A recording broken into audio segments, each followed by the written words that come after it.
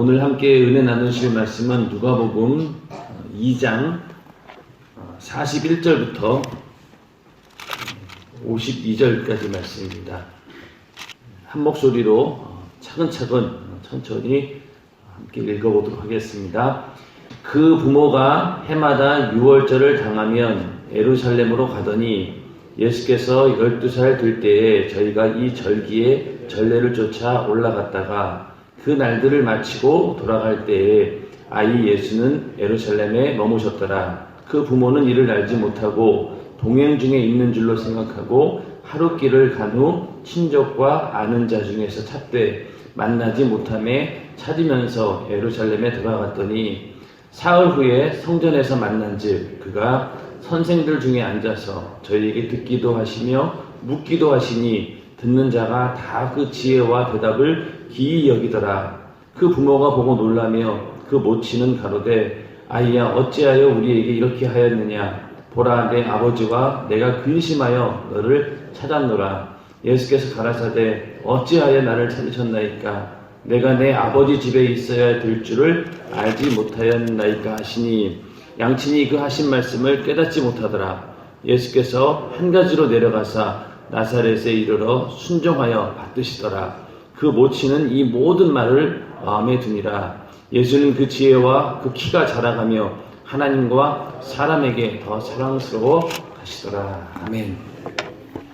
이제 오늘 이 누가복음 강의 2장의 이제 마지막 예수 그리스도의 어떤 소년 시절이 나오는데 누가복음 2장 41절에서 52절 오늘 읽으신 이 본문 말씀은 성경 속에서 유일하게 예수님의 유년 시절을 기록한 곳입니다. 다른 성경에는 없어요. 오직 사복음서 가운데서도 이 누가복음만 예수님의 소년 시절이 나오는데 이건 어떤 의미가 되냐면은 예수님께서 공생애를 시작하셨을 때가 30세로 보면은 그 이전까지 거의 그 30년의 세월 동안에 있었던 일들을 기록한 곳은 여기밖에 없는 거예요. 위대한 사람이라든가 영웅이라든가 그런 사람들에게 신화를 보면은 어렸을 때 이야기를 굉장히 자세하게 다루고 있죠. 그래서 어렸을 때부터 남달랐다. 그리고 어렸을 때 대단했다.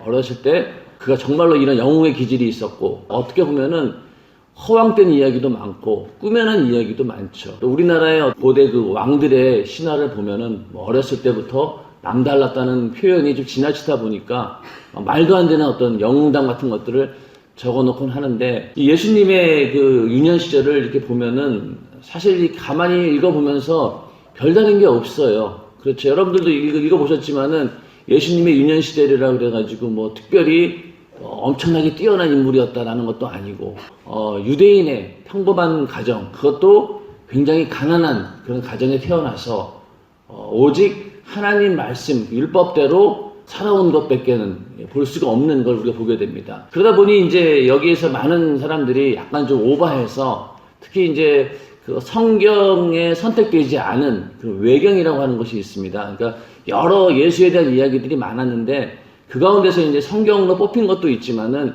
성경으로 뽑히지 않은 그런 자료들도 있어요. 그런데 보면은 막 예수님께서 어렸을 때 능력과 이적을 막 나타내셨다라면 이런 이야기들을 적어놓은 그런 책들도 있습니다. 그런데 그런 것들은 전부 신빙성이 떨어지기 때문에 다 이제 배제가 되었는데, 하여튼 예수님께서는 이 땅에 성탄하시고 그 이후로 공생애를 사시기 전까지 아주 평범한 그런 유년 시절을 보냈다라고 하는 것을 볼 수 있습니다. 그래서 우리가 쭉 지금까지 보면서 그 부모가 하나님 말씀대로 살았던 그 당시 유대인으로서 정말로 율법을 잘 준수했던 그런 분들이었고 또 그 밑에 있는 예수도 마찬가지로 거기에 순종하면서 모든 율법의 절차대로 태어날 때부터 유년 시절을 전부 다 그 율법의 절차에 따라서 모든 일들을 진행하고 있음을 보게 됩니다. 성경에 기록되지 않은 이외의 것들을 가지고 호기심을 가질 필요도 없고 또 거기에 뭔가 자꾸만 다른 의미를 부여하려다 보면은 결국은 진리에서 벗어나게 됩니다. 예수님의 어린 시절, 사실 저도 궁금한 건 많아요. 과연 그때 예수님의 어린 시절에 있었던 성령은 어떤 역할일까? 침례를 받으실 때 성령을 받으셨지만은 그러면 과연 예수님이 어렸을 때 유년 시절에는 그러면 성령이 어떻게 역사하셨을까? 뭐 이런 것들이 궁금하지 않겠습니까? 그리고 어렸을 때부터 그분이 하나님의 아들이신데 그럼 죄를 안 지었다라고 하면 어떤 의미일까? 궁금한 것들이 많아요. 그러나 하여튼 그런 것들은 성경에 기록되지 않은 것들은 그냥 접어두고 우리가 잘못해서 이런 호기심이나 이런 것들을 가지고 성경을 대하게 되면은 그런 쪽으로만 자꾸만 가게 돼요. 사실은 성경이라고 하는 건요, 우리에게 하나님께서 어떻게 말씀하시느냐, 어떻게 우리에게 어떤 의도를 가지고 우리에게 말씀하시느냐가 중요한데, 오늘날 많은 사람들이 오류를 범하는 것이 뭐냐면은 뭔가 내가 가지고 있는 욕망, 또 내가 가지고 있는 뭔가 채우지 못하는 뭔가를 이 성경으로 채워보려고 하는 그런 욕심들이 있어요. 그러다 보니 우리가 기복신앙이라고 하는 것, 내가 예수 믿고 복받아야 되겠다라고 하는 그런 의미도 어떤 의미에서 하나님께서 나에게 무슨 말씀을 하고 내가 그 말씀에 어떻게 순종해야 될 것이라 생각하지 않고 내 어떤 마음의 만족을 주는 말씀, 또 내 육신의 어떤 위안을 주는 말씀, 이런 것들만 찾아가면서 그런 것들만 듣기를 원합니다. 그러다 보니 하나님 말씀을 들으려고 앉아있지만은 내 마음에 들지 않고 또 내 어떤 욕구에 충족되지 않는 그런 말씀들은 이게 은혜롭지 못하다 그러고 이건 내가 왜 이런 말씀 나에게 필요 없어. 그리고 조금만 나에게 불편스럽게 하는 그런 나의 죄를 지적하고 나의 잘못을 지적하는 그런 말씀에 대해서는 받아들이지를 않습니다. 그러다 보니 오늘날 많은 그리스도인들이 내 귀에 듣기 좋은 이야기, 또 내가 가지고 있는 내 안에 있는 소망, 욕망, 또 내 안에 있는 어떤 보이지 않는 그 우상을 섬겨주는 그런 말씀들만 쫓아가는 그런 경향들이 있다는 얘기죠. 신기하게도 그런 사람들끼리만 모입니다. 그래서 강단에서 항상 귀에 듣기 좋은 이야기, 나에게 내 육신에 편안한 이야기, 내 육신에 어떤 삶에 도움이 되는 이야기, 거기에 이제 관심을 갖게 된다는 얘기죠. 하나님 말씀을 볼 때 호기심이라든가 이런 것들이 너무나 지나쳐가지고 하나님 말씀, 하나님께서 원래 우리에게 하시려고 하는 그 음성을 놓칠 때가 많다는 겁니다. 우리가 성경상에 얘기하고 있지 않은 부분에 대해서는 과감히 접어버리고 지금 나에게 어떤 말씀을 하고 있는지, 또 그 말씀이 나에게 부담이 되고 또 내가 그 말씀을 받아들이기 힘든다 할지라도 우리는 받아들여서 하나님 말씀에 순종하는 그런 삶을 살아야 됩니다. 41절에 보면은 그 부모가 해마다 유월절을 당하면 예루살렘으로 가더니, 그러니까 신명기 16장 16절에 보면은 너희 중 모든 남자는 1년 3차 무교절과 칠칠절과 초막절에 내 하나님 여호와의 택하신 곳에서 여호와께 보이되 공수로 여호와께 보이지 말고, 이렇게 나옵니다. 그러니까 이 세 가지 절기를 지키는데 그 가운데서도 가장 큰 절기가 이제 유월절입니다. 유월절은 이스라엘 백성들이 애굽으로부터 출애굽했던 그런 때고, 이스라엘에게는 1년을 시작하는 한 해의 시작이 되기도 하고 가장 중요한 절기라고 할 수 있습니다. 그래서 원래는 이 세 가지 절기를 다 지켜야 되는데 다 지키지 못하고 경건한 유대인들은 유월절만이라도 우리가 철저히 지켜야 되겠다. 그래서 그냥 집에서 지키는 게 아니라 일부러 예루살렘까지 가서 이제 절기를 지키고 옵니다. 그것도 하루만 지키는 것이 아니라 아주 며칠, 일주일 정도 이렇게 지나면서 그 유월절 절기를 지켜야 되는데, 이것이 이제 처음에는 이 세 가지 절기를 다 지켜왔었는데, 바벨론 포로 시대 이후로 이제 유대인들이 전부 다 흩어지게 되면서 이게 참석하는 것이 정말 어려운 거죠. 근처에 있으면 모르는데 뿔뿔이 흩어져 있다 보니까 1년에 여기를 세 번씩 온다는 것은 힘든 일입니다. 그러다 보니 이제 1년에 한 번, 6월절에는 꼭 참석하게 되는데, 이 예수님의 그 부모도 해마다 6월절을 당하면 예루살렘에 가서 거기서 이제 6월절을 지켰던 것입니다. 예수께서도 42절에 12살 될 때 저희가 이 절기에 전례를 쫓아 올라갔다가, 그 유대인들의 그 자녀 교육을 보면은 어렸을 때부터 하나님 말씀으로 양육을 합니다. 그래서 말씀을 외우게 하고 또 막 옷에다가 붙이기도 하고 또 끊임없이 그 말씀들을 암송하게 하고, 그러면서 이제 계속 말씀으로 성장을 시키는데, 이제 한 12살, 13살이 되면은 그때부터 이제는 성령이 되는 거예요. 이 얘기는 뭐냐면은 언약의 아들이라고 그래서 하나님의 율법을 지키고 이제 자신의 모든 행위에 대해서 책임을 질 수 있을 만큼 성숙해졌다. 그래서 이제 율법을 지키는 어떤 의미에 대해서 그냥 어렸을 때 무조건 그 어머니의 그 가르침에 그냥 따르는 것이 아니라 이제는 자기 스스로 그 율법을 지키게 되고, 또 이렇게 하나님께서 우리에게 율법을 지키라고 한 의미가 무엇인가에 대해서 이제는 그 정도 나이 되면은 이제 이해할 수 있다라는 의미에서 이제 그 성년이 되기 전에 예루살렘에 가서 이런 절기를 지키면서 그런 이제 성년을 준비하는 이제 그런 일들이 있었던 것입니다.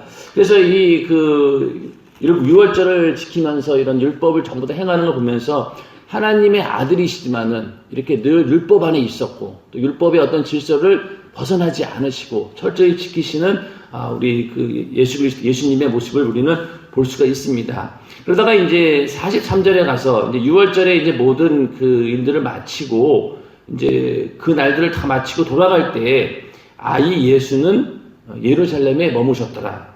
그러면서 이제 그 부모는 이를 알지 못하고 동행 중에 있는 줄로 알고 하루길을 간 후에 찾아봐도 이제 없는 거예요. 그래서 예루살렘에 가봤더니만은 사흘이 지나가지고 성전에서 이제 예수를 만나게 됩니다. 갔더니만은 거기서 그 율법 선생들과 함께 앉아서 율법에 대해서 듣기도 하고 묻기도 하면서 이러고 이제 앉아 있는 거예요. 예수를 이제 잃어버린 거죠. 6월절의 그 행사를 보면은 이게 무리를 지어서 가는데 우리가 생각하기로는 그 부모하고 자식이 이렇게 가는 게 아니라 어느 그 지역에 있는 이웃들하고 같이 자기 집 하나 그 동네에 사는 사람들이 무리를 지어서 같이 이동을 하게 됩니다. 달랑 이렇게 세 식구가 가는 게 아니라 그 지역에 있는 사람들이 이렇게 무리를 지어 가다 보니까 당연히 그 예수도 그 안에 있는 줄 알았던 거예요.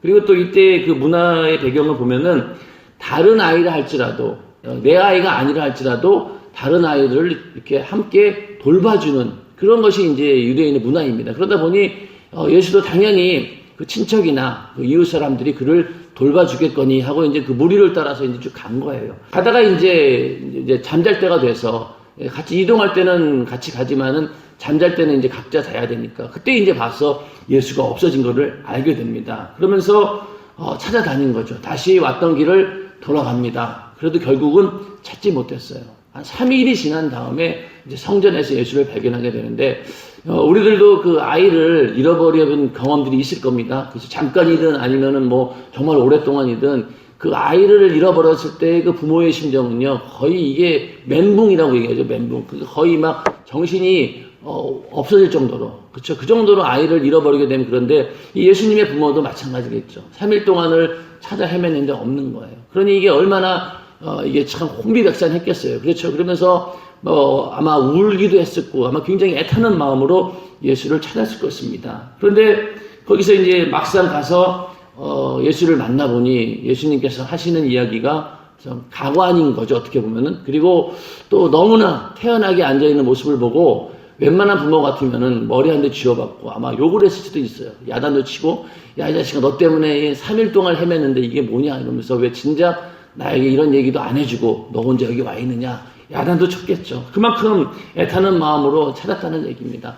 근데 이제 여기서 이제 예수님께서 이제 그 48절에 보면은 그 부모가 보고 놀라며 그 모친은 가로되 아이야 어찌하여 우리에게 이렇게 하였느냐 보라 내 아버지와 내가 근심하여 너를 찾아노라. 여기서 이제 예수님께서 대답하시기를 어찌하여 나를 찾으셨나이까 내가 내 아버지 집에 있어야 될 줄을 알지 못하셨나이까. 자, 여러분들 오늘 이 성경에 보면은 여기 이제 빨간 글씨로 되어 있어요. 이건 예수님이 직접 하신 말씀입니다. 예수님께서 공생애를 시작하기 전에 최초로 하신 말씀이 바로 요 말씀이에요. 49절. 그렇죠? 회개하라 천국이 가까웠느니라. 이게 처음에 그 마태복음이나 마가복음이나 이런 데는 그게 처음이지만은 이 누가복음에서 예수님이 처음 하신 말씀은 어찌하여 나를 찾으셨나이까 내가 내 아버지 집에 있어야 될 줄을 알지 못하셨나이까. 이게 이제 처음으로 내뱉은 말입니다. 예수님께서 이미 자기가 인류를 구원할 메시아로서 하나님의 아들의 신분을 이미 이때부터 알고 있었다는 겁니다. 공생애를 시작하기 전에 이미 12살 때 예수님께서는 자기가 어떤 사명을 가지고 이 땅에 왔는지 그리고 하나님과의 관계가 어떤 관계인지 이런 것들을 다 알고 있었다는 겁니다. 그렇기 때문에 만약에 그것이 아니고 30세까지 아무것도 모르고 있다가 성령 받고 공생애 시작했다. 이거는 어떻게 보면은 이게 맞지 않는 거죠. 우리 인간은 그럴 수 있죠.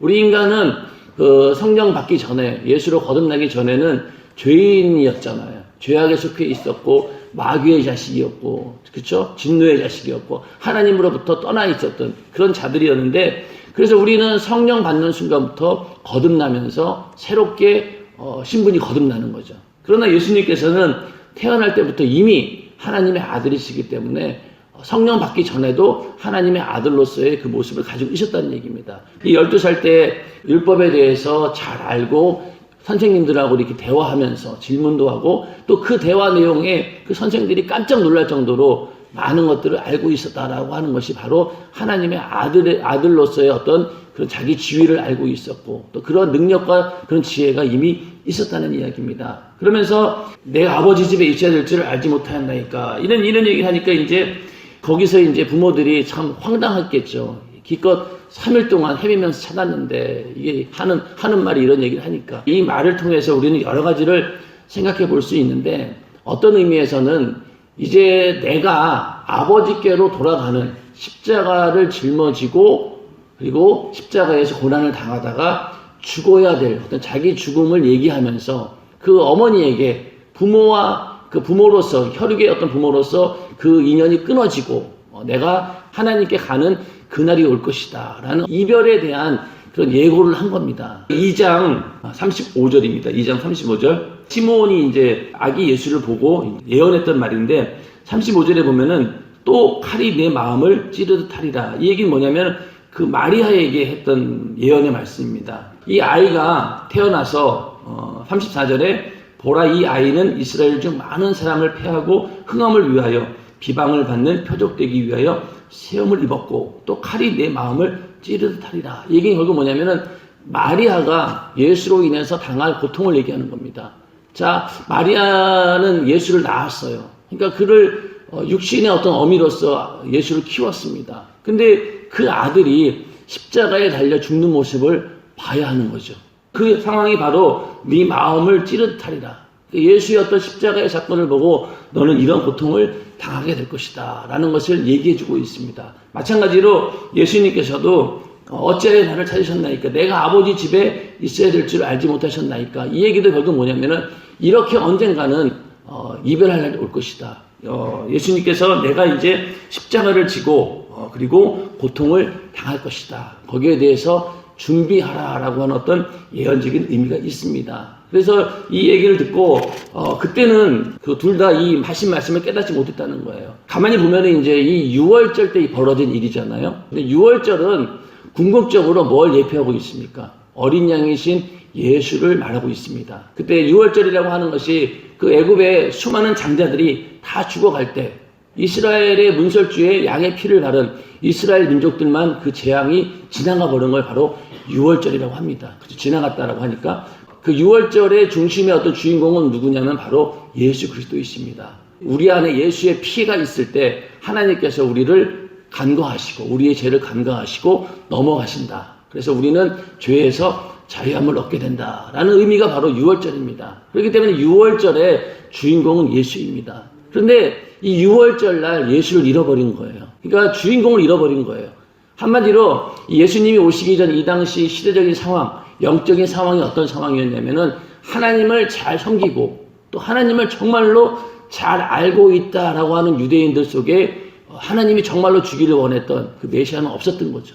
잃어버리고 있었던 겁니다. 영적으로 완전히 하나님이 주고자 하는 그 구원의 계획을 잃어버리고 엉뚱한 방향에서 이 어둠 속을 헤매고 있었다는 얘기죠. 마찬가지로 오늘날 우리들도 신앙생활 열심히 하죠. 교회 생활 열심히 합니다. 그런데 교회 생활이나 신앙생활 한다고 하는 그거에 묻혀가지고 근본적으로 우리가 예수를 잃어버리는 그런 경우가 생깁니다. 그래서 오랫동안 교회에서 충성하다 보니까 이제는 은혜나 감사가 있는 것이 아니라 너무 익숙하다 보니 그 가운데 예수는 빠지고 점점 겉으로만 드러나는 종교적인 행위만 나타나는 그런 일들을 우리는 보게 됩니다. 어떤 상황에 있든지 우리는 내 안에 예수가 있어야 된다는 것.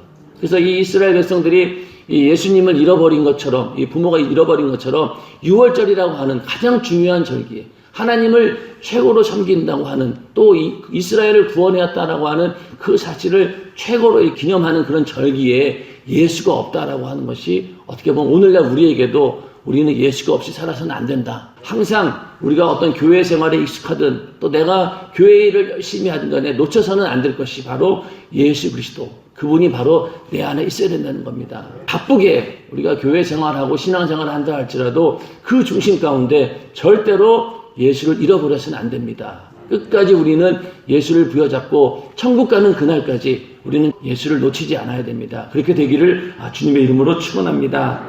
예수의 이야기를 듣고 그때는 깨닫지 못했는데 그 이후로 이제 51절에 가서 예수께서 한 가지로 내려가사 나사렛에 이르러 순종하여 받드시더라. 그 모치는 이 모든 말을 마음에 둡니다. 그러니까 그 이후로 예수님께서는 이제 다시 고향으로 가서 거기서 부모님들을 잘 순종하고 받드셨다라는 이야기입니다. 그 기간이 거의 18년입니다. 자, 그렇게 생각해 보세요.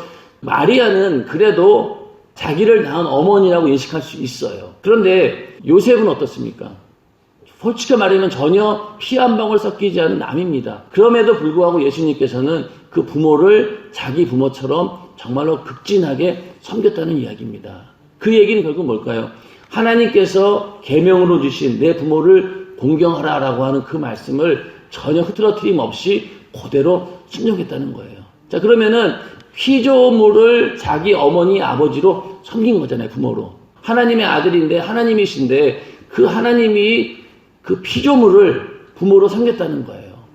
그러니까 오늘날 우리들도 가만히 보면은 어떤 경우에는 정말로 부모 같지 않은 부모들이 있어요. 그런 거 보면서 어떤 분들은 그 마음의 상처 때문에 그 부모를 공경하고 싶어도 공경하지 못한다고 그러더라고요. 왜? 지금까지 자기에게 했던 일들, 이런 것들을 봤을 때 도저히 부모로서 인정할 수 없다는 거예요.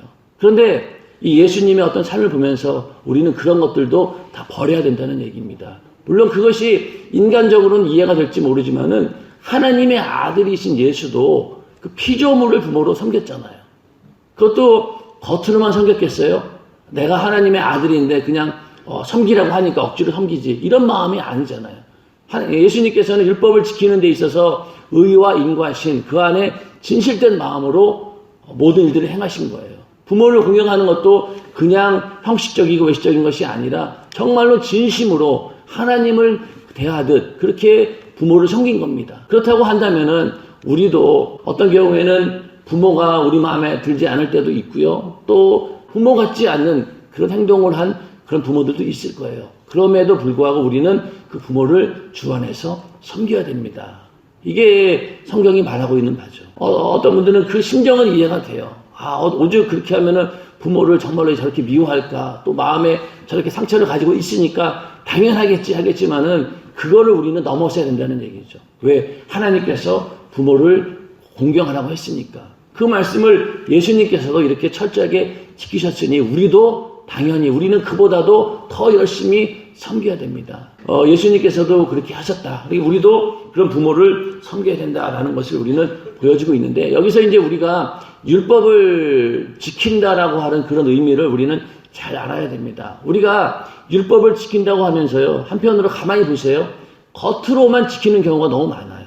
속마음은 그렇지 않은데 내가 하나님께 예배하는 것이 기쁘지도 않은데 주의를 성수했다라고 하는 자부심을 가지게 되고 그리고 내가 율법의 어떤 행위를 함으로 인해서 그래 내가 행동으로 지켰으니까 되겠지. 그러나 그렇지 않습니다. 그 안에 의와 인과 신도 있어야 된다는 얘기죠. 진실이 있어야 된다는 얘기죠.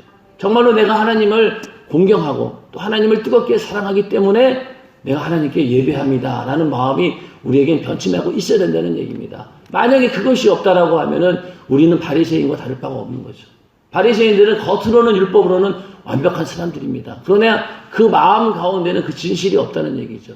자, 그러면 예수님께서는 어떠셨어요? 겉으로도 그러고 속으로도 그렇고 완벽하게 율법을 지키신 겁니다. 자, 그러면 우리는 인간이기 때문에 율법을 완전하게 지킬 수가 없어요. 육신을 가졌기 때문에. 그런데 방법은 한 가지 있습니다. 어떤 방법인가요? 내 안에 성령이 계실 때, 성령이 충만하게 나를 인도하실 때 그때 우리는 율법을 지킬 수 있는 겁니다. 율법과 복음의 조화를 이루는 결정적인 지킬 수 있게 하는 방법이 뭐냐? 바로 성령 충만함이라는 거죠. 율법을 철저히 지키려고 하고 하나님 말씀대로 살려고 하고 그런 사람들은 기도하지 않고는 성령 충만하지 않고는 절대로 이룰 수 없다는 겁니다. 내가 성령 충만하지 않고 그냥 하나님 말씀대로 산다라고 했을 때 내 모습을 보면은 그 가운데 진실함이 없는 거예요. 몸은 와 있어요. 몸은 교회에 와 있지만은 실제적으로 내 안에는 하나님을 사랑하는 마음도 없고 영혼을 사랑하는 마음도 없고 진실도 없고 형식적으로 어쩔 수 없이 그냥 교회에 와서 앉아 있는 거예요. 그런 시간이 길어지게 되면은요, 결국은 나는 이중성을 가지게 되고 하나님과 멀어지게 된다는 얘기입니다. 율법을 지킬 수 있는 것은 방법은 단 한 가지, 성령 충만함으로 우리가 하나님 말씀대로 살아가야 된다는 겁니다. 그래서 우리가 그리스도를 닮아간다라고 하는 것은요, 인간의 힘으로는 안 돼요. 내 의지로는 절대 안 됩니다. 그렇기 때문에 성령만이 그 일을 이루실 수 있기 때문에 목사님께서도 계속 성령 충만함을 위해서 기도를 강조합니다.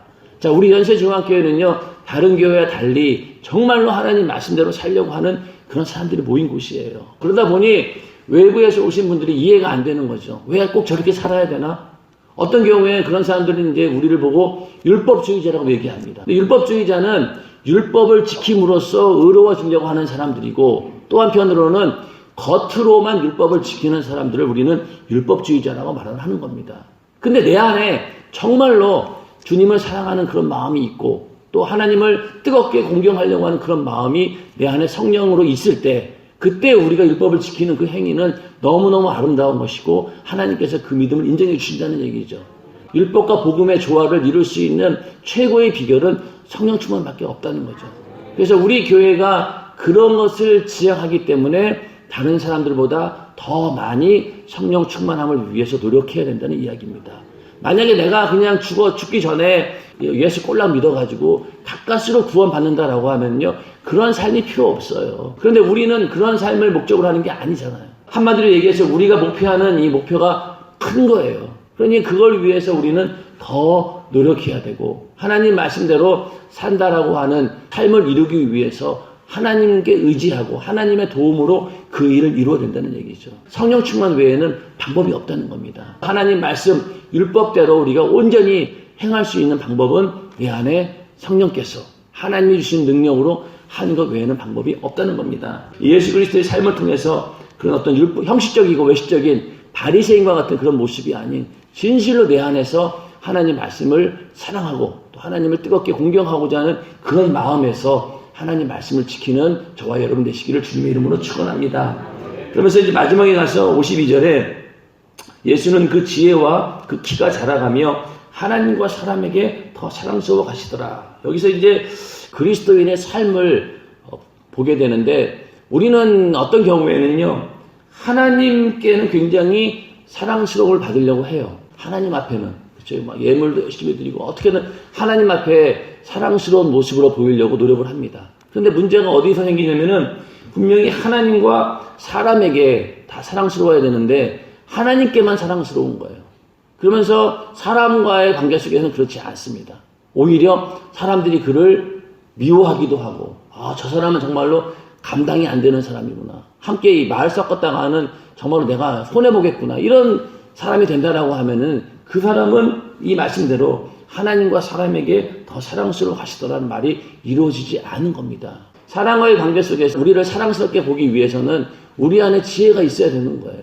그 지혜가 하나님이 주신 지혜가 아니고는 할 수가 없는데, 우리가 예수 믿으면서 너무 고지식한 사람들이 많아요. 하나님 말씀을 지키고 하나님만 바라본다라고 하는 의미에서는 그것이 맞는 말일 수 있지만은, 그것이 사람과의 관계 속에서 이어질 때는 정말로 지혜가 필요합니다.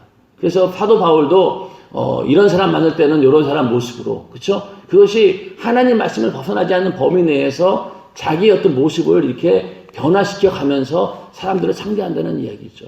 교회에서 신앙생활은 잘하는데 세상에 나가서 직장에서 또 학교에서 가정에서 또 다른 모습이라고 하면은 이거는 하나님과 사람에게 더 사랑스러워하는 모습이 아니란 얘기죠. 두 개가 같이 이루어져야 된다는 얘기입니다. 그래서 직장에서도 저 사람은 예수 믿고 그렇지만 우리랑 좀 다른 것 같지만은 그래도 정말로 저 사람 괜찮은 사람이구나. 정말로 저 사람은 한번 이렇게 사귀어볼 만한 그런 사람이구나 라는 그런 호감을 우리는 얻으려고 노력해야 된다는 얘기죠. 그런데 그런 거 없이 그냥 예수 믿지 않는 사람들은 전부 다 그 지옥 갈 사람들이고 마귀 자식이고 귀신 따발이고 막 이래가지고 막 서로 이렇게 선을 그어놓고 배척하고 그 마음속으로 생각만 해도요, 그 사람은 안 되니까요. 자기를 미워한다는 거를. 근데 우리는 그런 마음 가지면 안 되잖아요. 그 영혼을 사랑한다라고 하는 말이 무엇입니까? 물론 그가 그런 영적인 환경이 불쌍하고, 그렇죠. 그러긴 하지만은 그 사람이 문제가 아니잖아요. 그를 잡고 있는 악한 마귀의 문제잖아요. 그 사람들을 대할 때 우리는 좀 더 지혜롭게 대해야 된다는 얘기죠. 그래서 그 사람이 정말로 나에게 호감을 느끼고 서로 대화할 수 있고 언제든지 친하게 지낼 수 있는 그런 마음의 문을 우리는 열어놓아야 된다는 얘기입니다. 주 안에서. 그렇죠? 주 안에서. 그렇기 때문에 우리가 이 예수님의 어떤 삶을 보면서 우리 그리스도인들도 그렇게 살아야 된다. 그래서 지혜와 키가 자라나듯이 우리의 신앙도 예수님의 분량에 이르기까지, 예수님이 가지신 그 성품에 이르기까지 우리도 자라가되, 그렇게 자라가는 모습이 하나님 보시기에 또 모든 사람들이 보시기에 더욱더 사랑스러워져가는 그런 모습으로 변화되기를 주님의 이름으로 축원합니다. 오늘 이 본문을 통해서 여러 가지 이제 내용이 있었는데, 우리가 자녀들에게 하는 그런 말이 뿐만이 아니라 나에게도 이렇게 자라나기를 원한다는 그런 마음 가지고 오늘 말씀을 드렸습니다. 이제 2장까지가 이 누가가 말하고 있는, 그러니까 차례부터 쭉 얘기하고 역사적인 사건들을 얘기함에 있어서 예수님의 탄생 이전, 그렇죠? 침례 요한부터 쭉 이야기해서 2장까지가 이제 공생애 바로 전까지의 모습입니다. 다음에 3장부터는 예수님의 공생애가 시작이 됩니다. 그래서 1장, 2장은 다른 복음서에서는 볼 수 없는 그런 부분들이 많기 때문에 우리가 함께 은혜를 나눴고요. 3장 가서는 이제 본격적으로 예수 그리스도의 공생애와 함께하는 예수 그리스도의 사역에 대해서 함께 은혜를 나누고자 합니다. 한 주간 동안도 여러분들 평안하시고 또 기도해 주시기 바랍니다. 이 시간 기도할 때 주님, 나도 예수님처럼 율법을 잘 지키고 하나님 말씀에 순종하는 그런 삶을 살아갈 수 있도록 도와주시옵소서. 그러기 위해서 성령 충만하기를 원합니다. 기도할 수 있는 능력을 주시고 하나님 말씀대로 살아갈 수 있는 능력 성령으로 우리에게 허락하여 주시옵소서. 그리고 하나님과 사람 앞에 늘 사랑받는 그런 모습으로 만들어질 수 있도록 주님 도와주시옵소서. 또 그렇게 살지 못했던 나의 죄를 용서하여 주옵소서라고 회개하시면서 또 여러분들이 가지고 있는 여러 가지 문제들을 위해서 함께 기도하시고, 또 담임 목사님의 강건함을 위해서, 또 이 나라와 민족을 위해서도 함께 기도하도록 하겠습니다. 주여 삼창하시고 기도하겠습니다. 주여, 주여, 주여.